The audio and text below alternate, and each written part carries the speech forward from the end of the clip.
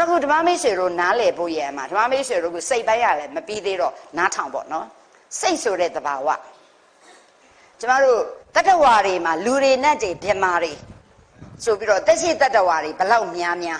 တကယ်ထင်ရှားရှိတဲ့သဘာဝကိုရှာရင်လူမာရောနတ်မာရောဗြဟ္မာတွေမာရော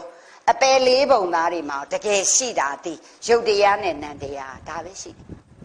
ရုပ်တရားနံတရားမှာရုပ်ကတော့ရုပ်တရားပေါ့ဒါရုပ်တွေနဲ့ပတ်သက်ပြီးအသေးစိတ်တင်တာရုပ်ပိုင်းမှာတင်တယ်နံတရားထဲမှာစိတ်ဆိုတဲ့ဟာလဲနံတရားထဲပါတယ်စိတ်ဆိုတာစိတ်ကြီးတက်ဖြူထုံးစံမရှိဘဲနဲ့စိတ်နဲ့တွဲပြီးတော့အကောင်းဆိုးတွေမှာကွဲဖြစ်တယ်စိတ်ကောင်းတယ်စိတ်ဆိုးတယ်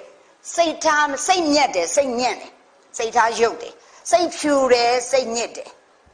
စိတ်ဖြောင်းတယ်စိတ်ကောက်တယ်မျိုးစုံသုံးကြတယ်အဲ့ဒီမှာစိတ်ကတော့စိတ်ပဲဖြူတာညစ်နန်းသွားတာပူတာစိတ်ပူတယ်စိတ်အေးတယ်နော်စိတ်ဖြောင်းတယ်စိတ်ကောက်တယ်အဲ့အနောက်ကဖြောင်းတာကောက်တာပူတာအေးတာစိတ်တိုတယ်စိတ်ရှည်တယ်အဲ့ဒါတွေမှန်သမျှသည်စိတ်အလုံးမဟုတ်စေတသိက်တွေရဲ့အလုံးအဲ့တော့အဲ့ဒီစေတသိက်ပေါင်းကိုသင်တာဒီစေတသိက်ပိုင်းမှာပထမဆင့်မှာပဲသင်အောင်မယ်အဲ့တော့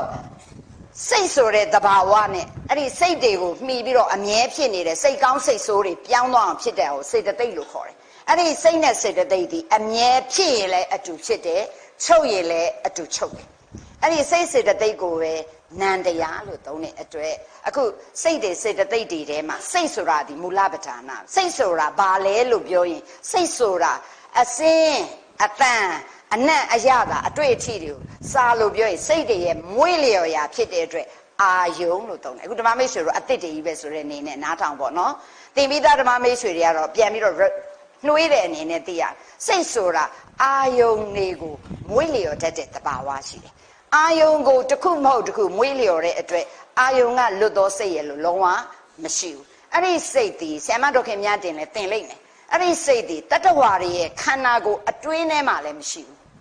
အပြစ်မှာလည်းမရှိဘူးစိတ်ဆိုတာအရှိတရားမဟုတ်ဘူးအရှိတရားသာဆိုရင်ခွဲစိတ်ဖြတ်တောက်လိုက်စိတ်ဆိုတာကိုတွေ့ရမှာသူစိတ်ကဟလာဖြူလိုက်တာဆိုခွဲကြည့်ရင်ထဲမှာလည်းမရှိဘူးအုံနောက်ထဲမှာလည်းမရှိဘူးဖြူလိုက်တာဆိုစိတ်ဆိုတာလေးကိုဖြူဖြူအတုံးလေးတွေ့ရမှာသူစိတ်ကမဲညစ်နေတာပဲဆိုလဲအမဲတုံးလေးတွေ့ရမှာစိတ်ကောက်တယ်ဆိုကောက်ကလေးလည်းတွေ့ရမယ်စိတ်ဖြောင်းတယ်ဆိုအဖြောင်းလေးတွေစိတ်မှာအတိုးအရှိအမဲအညစ်ဘလောက်တွေပဲပြောရှီရိုးထုံးစံမရှိစိတ်ဆိုတာအရှိတရားမဟုတ်ဒါဆိုရင်စိတ်ဆိုတာအရှိတရားမဟုတ်ဘူးဆိုရင်ဘယ်လိုတရားလဲဆိုအကြောင်းနေကြောင်းသားလေးဖြစ်လာတဲ့အဖြစ်တရားအဖြစ်တရားဖြစ်တဲ့အတွက်ကြောင့်စိတ်ဆိုတာဖြစ်ပြီးပြက်သွားမှာပဲပြက်သွားပြီးမရှိဘူးစိတ်